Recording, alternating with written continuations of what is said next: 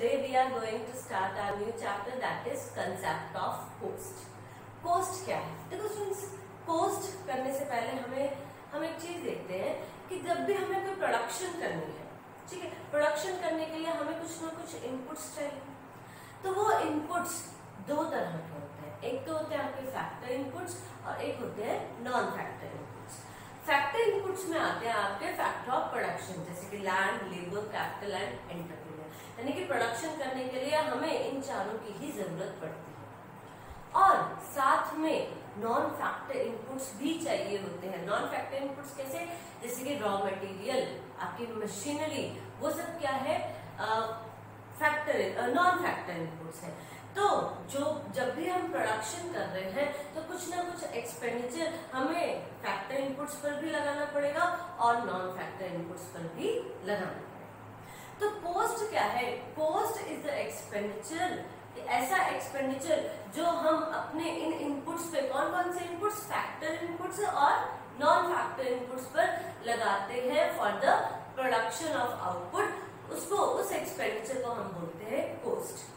Let's see the definition that cost refers to the expenditure incurred by the producer, कि एक producer के द्वारा लगाई जाता है expenditure on the factor as well as non-factor inputs for a given output of a commodity, कि एक commodity का आउटपुट प्रोडक्शन करने के लिए जो भी एक्सपेंडिचर लगता है फैक्टर इनपुट्स पे और नॉन फैक्टर इनपुट्स पे, उसको बोलते हैं हम कॉस्ट।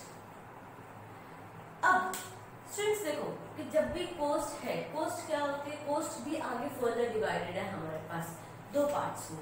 कौन कौन सी? देखो, एक तो है हमारा एक्सप्लिसिट कॉस्ट और इम्प्लिसिट कॉस्ट, नेक्स्ट है आपके पास सेलिंग एंड प्रोडक्शन कॉस्ट। अब ये एक्सप्लिसिट कॉस्ट और इम्प्लिसिट कॉस्ट क्या होता है? एक सिंपल से एग्जांपल से हम समझते हैं। देखो, एक प्रोड्यूसर जब भी वो प्रोडक्शन करता है, जैसा सपोज करो मैंने कोई अपनी फर्म खोली, अपनी फैक्ट्री लगाई, तो वहां पर मैं किसी को बाहर से अकाउंटेंट रखने के बजाय मैं खुद से अपने अकाउंट्स मेंटेन कर, ठीक है।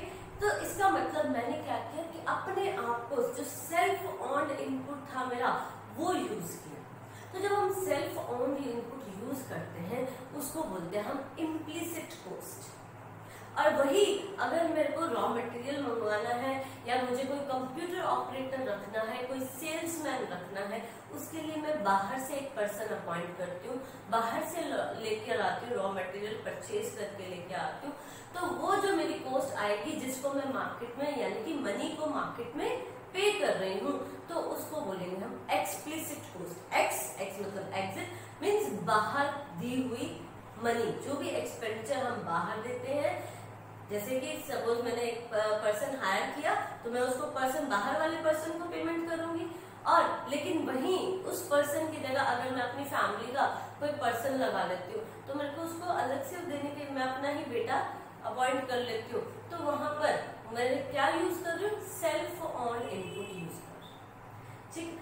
तो एक्सप्लिसिट कॉस्ट कौन सी है? Expenditure on the purchase of inputs, कि जो हम परचेज करते हैं इनपुट्स को, मनी को बाहर फ्रॉम द मार्केट से परचेज करके लेके आते हैं, that is called explicit cost. Implicit cost, estimated expenditure on the use of self on input, कि जब हम खुद से अपना काम करते हैं, ठीक है, उसको बोलते हैं हम वहां पर पेमेंट किसी और को नहीं दे रहे हैं, बाहर किसी को पेमेंट्स नहीं कर रहे हैं, मनी नहीं दे रहे, हमारा एक्सपेंडिचर बाहर कहीं नहीं जा रहा है, हम खुद से ही वो काम कर रहे हैं, so that is called implicit cost. Next आता है आपका selling and production cost. Selling cost नाम से डिफाइन हो रहा है कि जो हम सेल करने पर, जब अपने प्रोडक्ट की प्रमोट करना है हमें अपने प्रोडक्ट को, तो उस पर जो कॉस्ट आती है that is called selling cost. जैसे कि हम एडवर्टीजमेंट करते हैं, एडवर्टीजमेंट हम क्यों करते हैं? ताकि हम अपना कमोडिटी जो है, अपना प्रोडक्ट जो है, उसको प्रमोट कर सके मार्केट में। So expenditure incurred to promote the sale of the commodity, that expenditure is called selling cost. Production cost, जो भी प्रोडक्शन करने के लिए जो इनपुट्स के ऊपर हम कॉस्ट, जो एक्सपेंडिचर लगाते हैं, that is called production cost. Expenditure incurred on the inputs for producing a given level of output that is called production cost. तो ये था हमारे कुछ कंसेप्ट्स कॉस्ट के बाद। अब हम बात करते हैं शॉर्ट रन की। शॉर्ट रन के अंदर हमने लास्ट जो चैप्टर था हमारा प्रोडक्शन चैप्टर, उसके अंदर में पढ़ा था कि शॉर्ट रन में कुछ हमारे जो फैक्टर ऑफ प्रोडक्शन होते हैं वो फिक्स होते हैं और कुछ हमारे वेरिएबल। तो इसी तरह से जो शॉर्ट रन में कॉस्ट है वो भी 2 पार्ट्स में डिवाइड है, that is total fixed cost and total variable cost. This means total cost की जो टोटल कॉस्ट है वो हमारी किसमें डिवाइड है कि टोटल फिक्स्ड कॉस्ट भी ऐड होती है उसके अंदर और टोटल वेरिएबल कॉस्ट भी ऐड करता है। इन्हीं दोनों के कॉम्बिनेशन से बना हमारे पास टोटल कॉस्ट। यानी कि अगर मैं लिखना चाहूं तो टोटल कॉस्ट का फॉर्मूला मैं लिख सकती हूँ दैट TFC प्लस TVC। अब ये TFC होता क्या है, टोटल फिक्स्ड कॉस्ट क्या होता है। देखो जो भी एक्सपेंडिचर हम फिक्स्ड एसेट्स को परचेज करने पर लगाते हैं वो होती है हमारी टोटल फिक्स्ड कॉस्ट। और ध्यान रखना टोटल फिक्स्ड कॉस्ट हम आउटपुट जितना मर्जी बढ़ा लें अपना उसके साथ चेंज नहीं होती।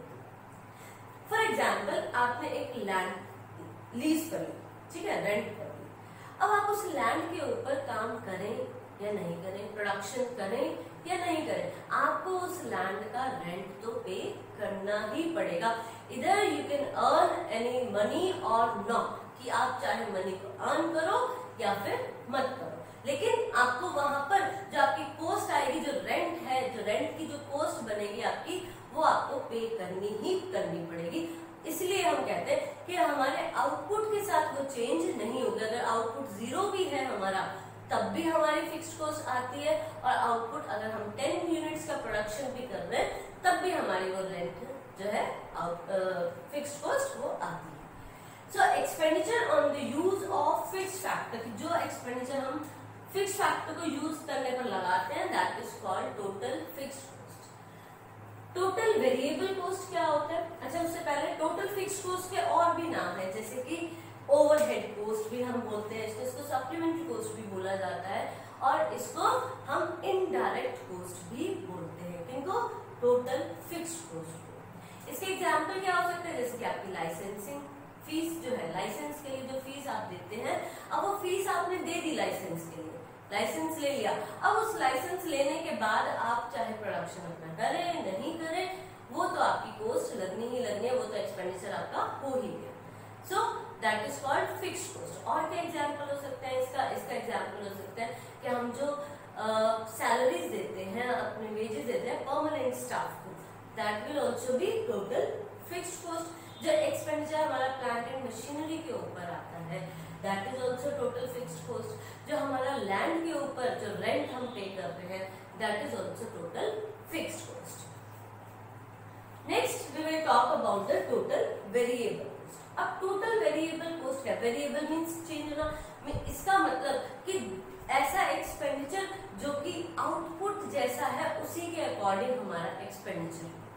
फॉर एग्जाम्पल लेबर हमें पता है वेरिएबल फैक्टर होता है, तो जो भी एक्सपेंडिचर हम वेरिएबल फैक्टर को यूज करने पर लगाते हैं that expenditure we will call it total variable cost. अब देखो यहाँ पर क्या है कि अगर आप प्रोडक्शन करोगे तो लेबर अपॉइंट करोगे, अगर लेबर प्रोडक्शन नहीं करोगे तो लेबर भी नहीं अपॉइंट होगी। तो इसका मतलब जो टोटल वेरिएबल कॉस्ट है वो आपका आउटपुट के अकॉर्डिंग चेंज होता है। अगर तो आप अपना आउटपुट, अपना प्रोडक्शन करते हैं तब तो टोटल वेरिएबल कॉस्ट आएगी, अदरवाइज वो नहीं। ओके, इसका एग्जांपल क्या हो सकता है आपका? इसका एग्जांपल हो सकता है जैसे जो हम पेमेंट करते हैं इलेक्ट्रिसिटी यूज करने पर, ठीक है, उसकी कि अगर इलेक्ट्रिसिटी हमने यूज की तब तो हम इलेक्ट्रिसिटी का बिल पे करेंगे, अदरवाइज हम नहीं करेंगे, ठीक है। और wages and salaries of the casual workers, casual workers हमने कॉन्ट्रेक्चुअल बेसिस वर्कर्स रखे हुए हैं, अगर तो हमारा काम है तो हम उनको अपॉइंट कर लेंगे कि काम कर लो भाई, और उसके काम करने की वजह से हम उनको पेमेंट्स कर देंगे। अगर नहीं है तो वो नहीं काम करेंगे, उनको हटा देंगे हम थोड़ा टाइम के लिए, तो वहां पर हमारी वो कॉस्ट भी नहीं आएगी फिर उसके अकॉर्डिंग, ठीक है। तो ये जो है और क्या हो सकते हैं इसके एग्जाम्पल? जैसे परचेज ऑफ रॉ मटेरियल। अगर हम प्रोडक्शन करेंगे तो रॉ मटेरियल परचेज करेंगे, अदरवाइज नहीं करेंगे। तो ये सब क्या है, किसके एग्जाम्पल है, हमारे total variable cost. Total variable cost के भी अलग अलग नाम है, जैसे कि इसको भी बोला जाता है प्राइम कॉस्ट, भी इसको बोला जाता है, और डायरेक्ट कॉस्ट भी हम टोटल वेरिएबल कॉस्ट को ही बोलते हैं। अब देखो इसका जो डायग्राम बनेगा वो किस तरह से होगा।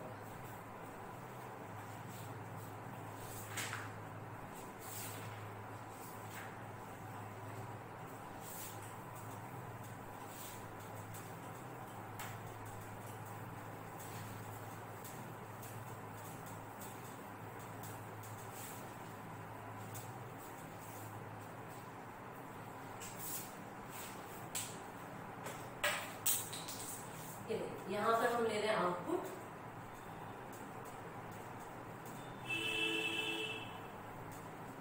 यहां पर हमने लिया fixed cost, total fixed cost, यहां हम लेंगे total variable cost and then total cost.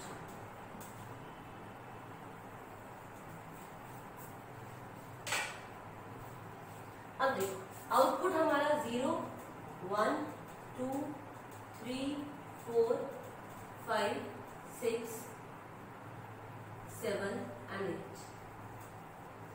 Okay, then fixed cost, देखो अभी मैंने बताया था कि फिक्स्ड कॉस्ट आउटपुट के साथ चेंज नहीं होती हमारी, तो वो क्या रहेगी, सेम ही रहेगी हर लेवल पर, चाहे आपका प्रोडक्शन 0 है, चाहे आप 8 यूनिट्स का प्रोडक्शन कर रहे हैं। टोटल फिक्स्ड कॉस्ट हमने सपोज कर ली थी 10, तो at every level of output it will remain constant।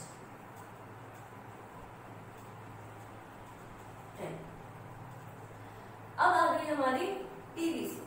TVC हम देखते हैं, देखो अगर तो वेरिएबल हमारा आउटपुट 0 है तो टीवीसी भी क्या होगा, 0। उसके बाद चेंज होता जा रहा है 3 24 28 32 38 42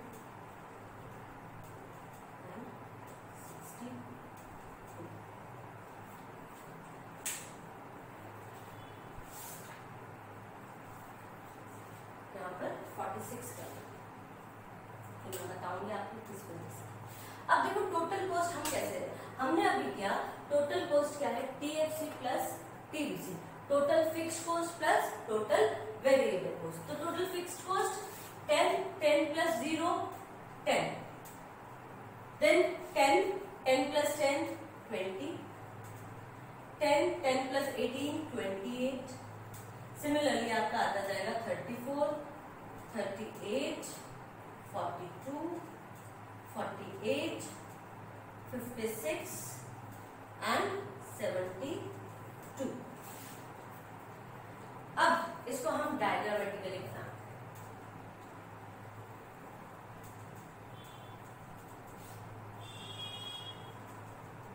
वाई एक्सिस ओ एक्सिस, यहाँ पर हम आउटपुट शो करेंगे, आउटपुट, और यहाँ पर हम तीनों ही कर्व मैं आपको एक ही डायग्राम में बता देती हूँ अलग अलग, लेकिन जब आप क्वेश्चन करेंगे अगर आपसे पूछा जाए सिर्फ टीएफसी के बारे में तो आप टीएफसी यानी टोटल फिक्स्ड कॉस्ट का ही डायग्राम ड्रॉ करेंगे, टीवीसी का पूछा जाए तो सिर्फ टीवीसी का, और अगर टोटल कॉस्ट का पूछा जाए तब आपको ये पूरा का पूरा डायग्राम ड्रॉ। तो यहाँ पर क्योंकि हम कर्व्स किसके शो करने वाले हैं, हम तीनों पे ही शो कर रहे हैं, TFC TVC and TC, TFC TVC and TC. अब देखो टीएफसी जो है हमारा, यहाँ पर हम अपने लेवल ऑफ आउटपुट्स ले लेंगे 1 2 3 4 5 6 7 8। ओके, यहाँ आप गैप ले लीजिए अपने अकॉर्डिंग, चाहे तो 5 5 का गैप ले लीजिए, 5 10 15 20 25 30 35 40 इस तरह से।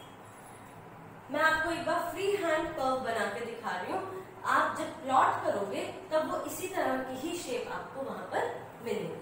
देखो सबसे पहले टीएफसी हम ड्रॉ करते हैं, टीएफसी में हमने सपोज किया कि ये वाला 10, तो हर एक लेवल ऑफ आउटपुट पर हमारा टीएफसी क्या है, कांस्टेंट है, तो हर एक लेवल पर सेम ही आएगा, तो आपकी जो टीएफसी कर्व होगी वो बिल्कुल स्ट्रेट लाइन कर्व हो जाएगी, टीएफसी।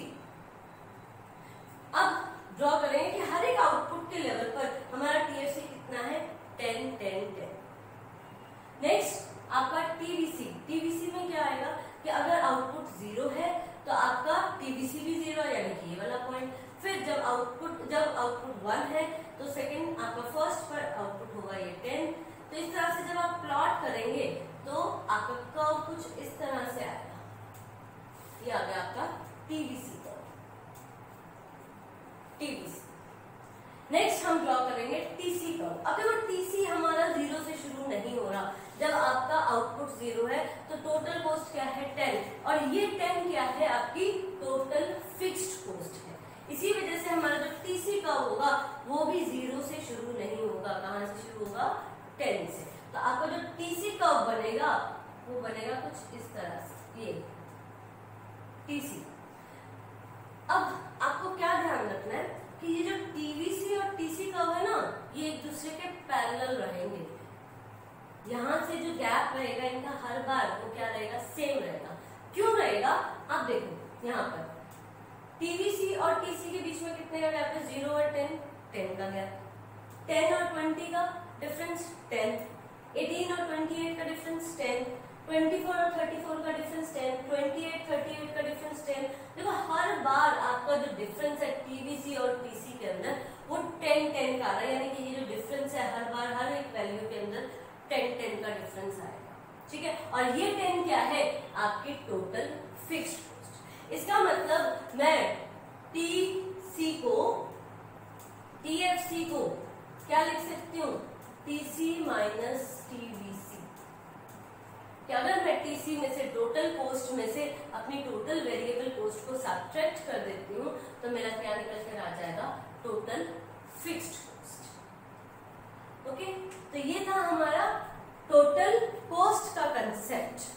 अब हम पढ़ने वाले हैं अपना एवरेज कॉस्ट कंसेप्ट।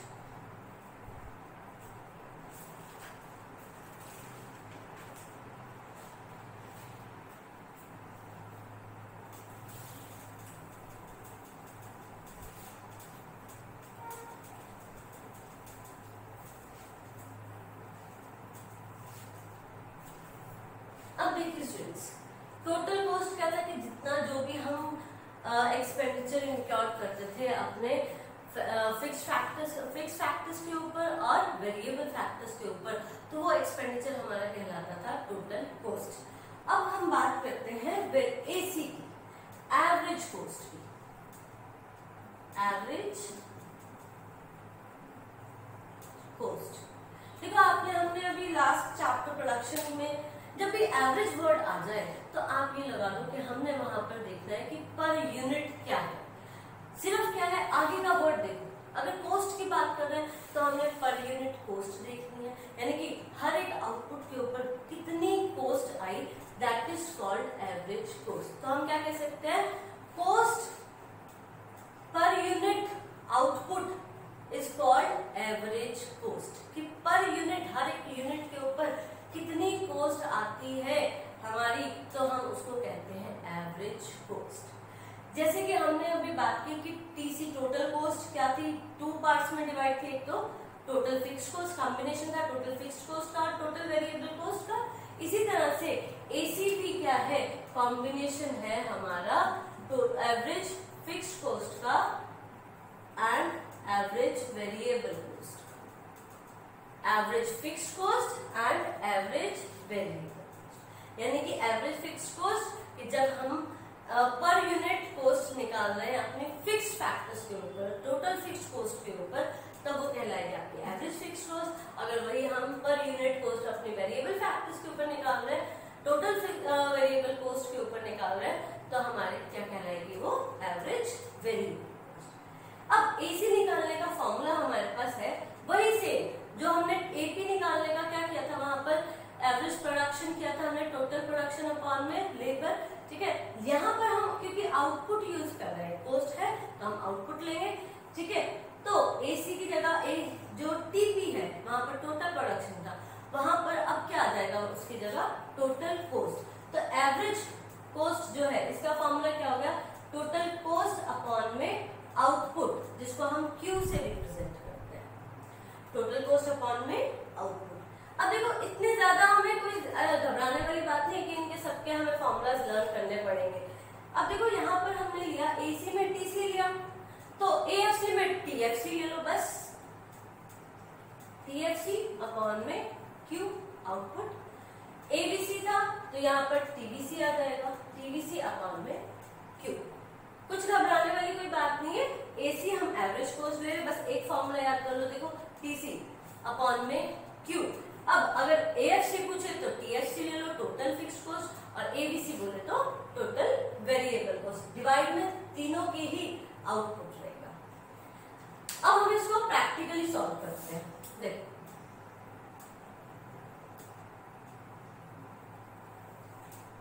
यहां पर हम निकालेंगे AC average cost, TC divide by output. 10 divide by 0 कुछ नहीं, इंफिनिटी है तो हम ब्लैंक छोड़ देते हैं। 20 divide by 1 20, 28 divide by 2 14, 34 divided by 3 it will be 11.3, 38 divided by 4 it will be 9.5, 42 divided by 5 8.4, 48 divided by 6 8, 56 divided by 7 8, and 872 divided by 8 9। Next हम find out करेंगे AFC average fixed cost. Average fixed cost अब हमें किसका लेना है, total fixed cost को। Total fixed cost कितनी है हमारी, हर बार 10 है तो 10 को डिवाइड करते जाइए आप आउटपुट से। 10 डिवाइड बाय 0 कुछ नहीं, हमारा ब्लैंक छोड़ देंगे। 10 divide by 1 10, 10 divide by 2 5, 10 divide by 3 3.3, 10 divide by 4 2.5, 10 divided by 5 2, 10 divided by 6 it will be 1.6 something, 10 divided by 7 it will be 1.334, then 10 divided by 8 it will be 1.20 and next ABC average variable cost. अब इसके लिए हमें क्या चाहिए, total variable cost. तो total variable cost को output से divide कर दीजिए। 0 डिवाइड बाय 0 कुछ नहीं, blank. So 10 divide by 1 10, 18 divide by 2 9, 24 divide by 3 it will be 8, 28 divide by 4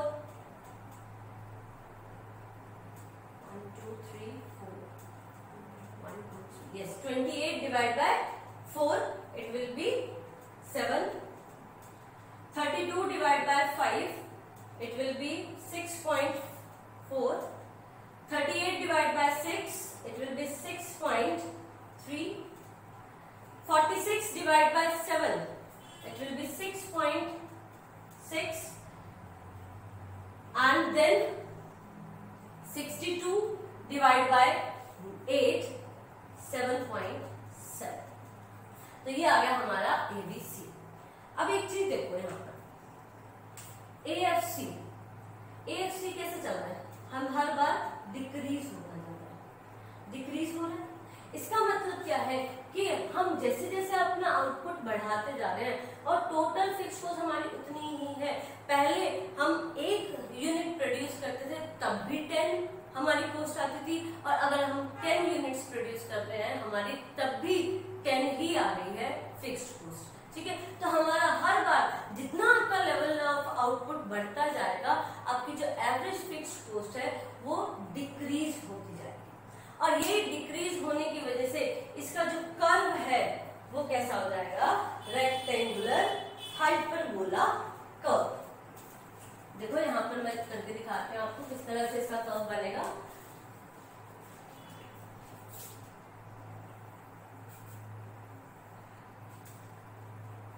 Y axis O X axis, यहाँ पर हम लेंगे आउटपुट और यहाँ पर हम लेंगे एएफसी। अब देखो इसका जो कर्व आएगा वो आएगा कुछ इस तरह का, AFC।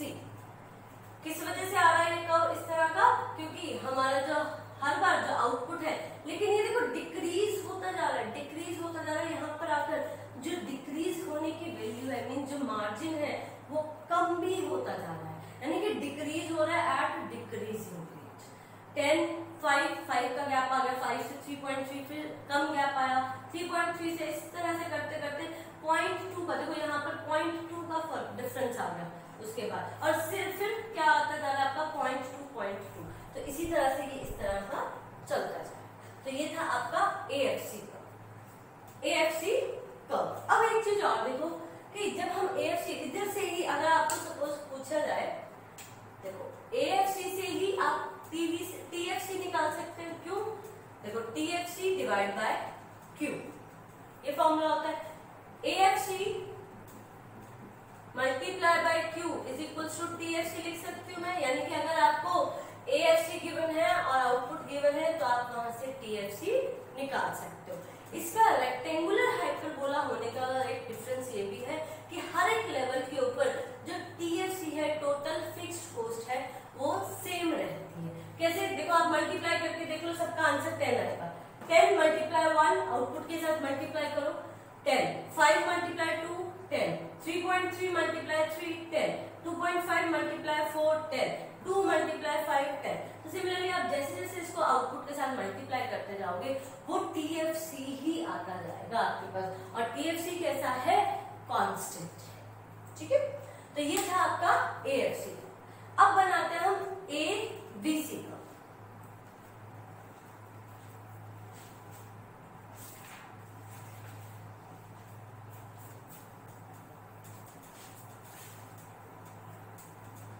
देखिए ABC कर्व 10, 9, 8, 7, 6.4, 6.3, फिर उसके बाद देखो कम होते होते डिक्रीज होते होते यहाँ पर इंक्रीज होना शुरू हो गया, यानी कि पहले तो हमारा ABC डिक्रीज होगा और उसके बाद वो इंक्रीज होना शुरू हो जाएगा। तो ये कैसी कर्व शेप आ गई?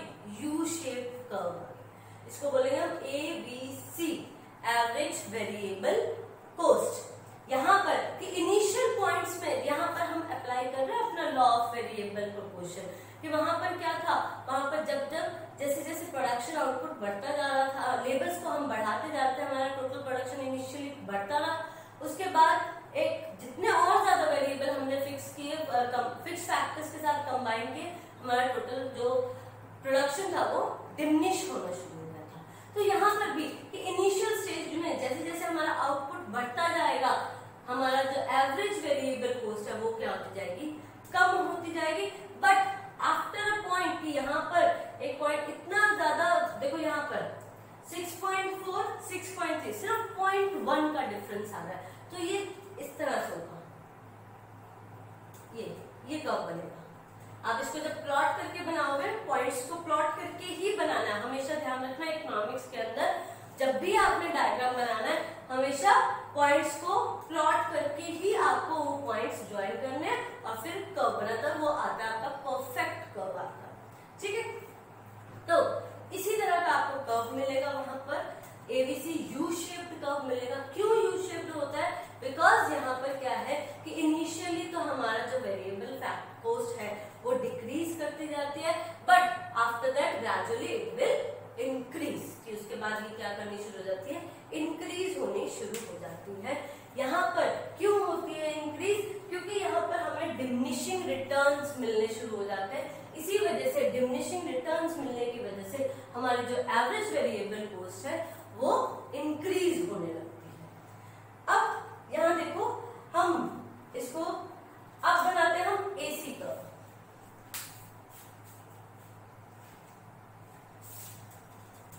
AC भी कैसे बनेगा? देखो AC में भी क्या है, पहले डिक्रीज होता जा रहा है और उसके बाद इंक्रीज, एक पॉइंट आया कांस्टेंट होगी और वहां पर फिर उसके बाद इंक्रीज होना शुरू। तो AC कर्व भी कैसा बनेगा आपका? इस तरह से AC, ये बनेगा आपका AC कर्व। अब हम इनको कंबाइन कर देते हैं AFC और ABC और AC कर्व, तो कंबाइन करके अगर बनाएंगे तो वो कुछ इस तरह से बनेगा।